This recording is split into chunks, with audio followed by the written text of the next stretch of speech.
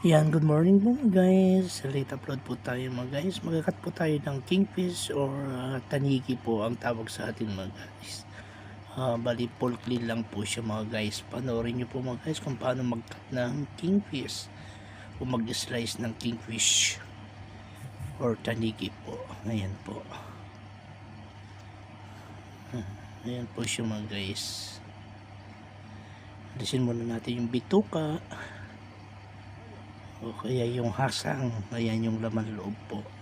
Ayan, tanggalin po natin siya mga guys. Linisin po natin yung loob. Pagkatapos po niyan mga guys, ayan, i-cut po siya ng 2 finger slice po mga guys.